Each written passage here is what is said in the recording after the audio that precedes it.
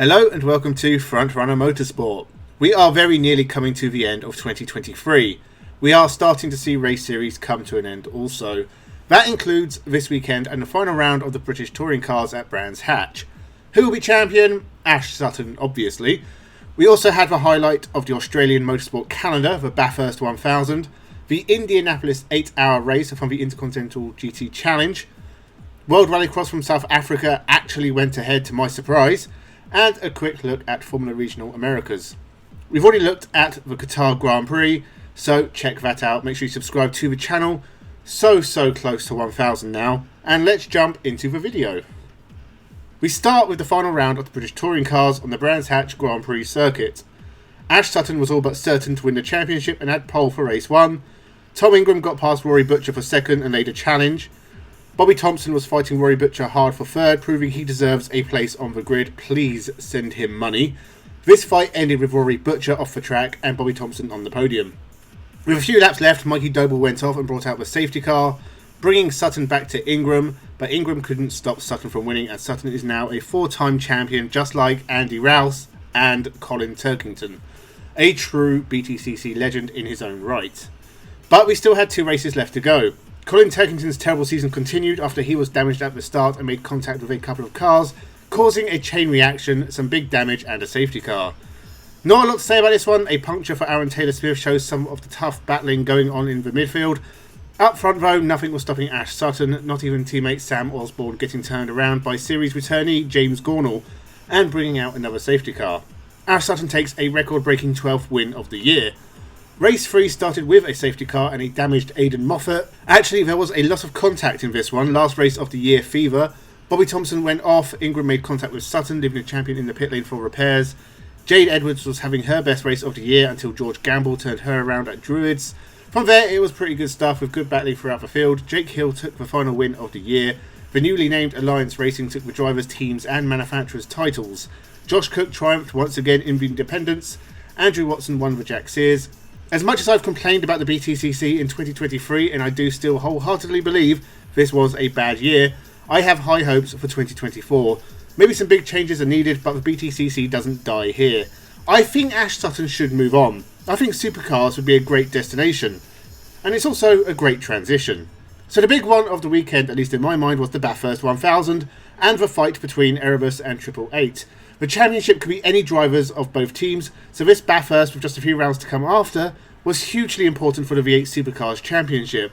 Bathurst legend Craig Lowndes was not going to add to his Bathurst 1000 wins. He ran into a mechanical issue early and dropped way behind.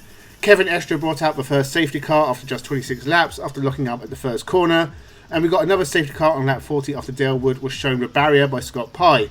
Whincup and Feeney lost out in the subsequent pit stop scramble as they had to double stack, whilst Brody Kostecki jumped the SVG Stanaway car by short fueling.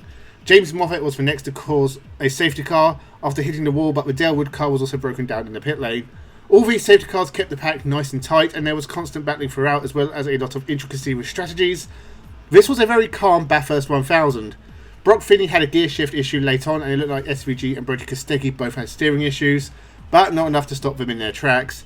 SVG took his 3rd Bathurst win, and considering he's going off to NASCAR in 2024, it's nice that he took this win. It keeps him in contention for the title, but with Brody second, the damage was limited. Less so for Feeney and Brown, a tough race leaves them further adrift. Just 4 races left in 2023, and for now just 4 races for SVG in the supercars. For the first time, let's look at Formula Regional Americas.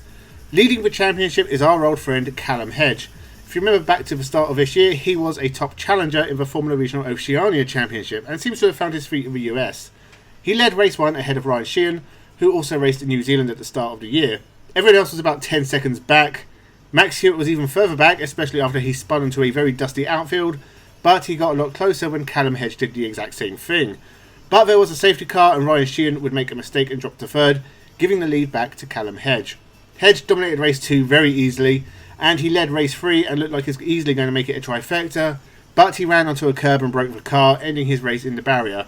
Cooper Becklin took the win, but Ryan Sheehan was second. That means the final round at Texas will see the championship decided. This wasn't terrible, but much like Euro Formula, the grid is too small. NASCAR and the Roval from Charlotte, this was a fairly fun race and more like an actual race than what you actually get from NASCAR. It's just better than ovals. Nothing too shocking, AJ Allmendinger won the race, but he isn't in the playoffs, so don't worry about it. Brad Keselowski, Bubba Wallace, Ross Chastain and Kyle Busch are no longer involved in the playoffs, and we have just under a month of NASCAR to go in 2023. World Rallycross from South Africa, and I am entirely surprised and confused as to why they bothered going ahead with this. 8 entrants battled it out in RX2 cars for domination, pointlessly because obviously Johan Kristoffersson was going to win. Well, he did win race 1, Timo Scheider took race 2. A big shock. The former 2-time DTM champion takes his first World Rallycross win after 45 previous attempts. Johan Kristoffersson is almost guaranteed the title, only Kevin Hansen has a chance of stopping him in Hong Kong. We also had the Intercontinental GT Challenge, alongside the Fanatec American GT Series, racing in the 4th ever 8 Hours of Indianapolis, the penultimate race in the Intercontinental Championship, but the final round of the American one, so I guess there might have been something at stake. I'm not going to say too much about the race, it was decent enough. I enjoyed it on a lazy Sunday afternoon after watching the Bathurst 1000 and before I watched Formula 1 back to back like a psychopath. BMW looked really strong. Augusto Farfus was leading until he drove into a back marker and ruined his race. Philip Heng, Sheldon van der Linde and Dries van Toor picked up where their teammates left off and took the win. Philip Heng is trailing Mark Goulon in the championship, but if he teams with Sheldon van der Linde and Dries van Toor again at the final round in Abu Dhabi, then that pair can't win the championship. Very complicated stuff. What I will say about the Intercontinental GT Challenge is, why does it exist? I talked about this with the 1987 World Touring Car Championship and the 2023 TCR World Tour.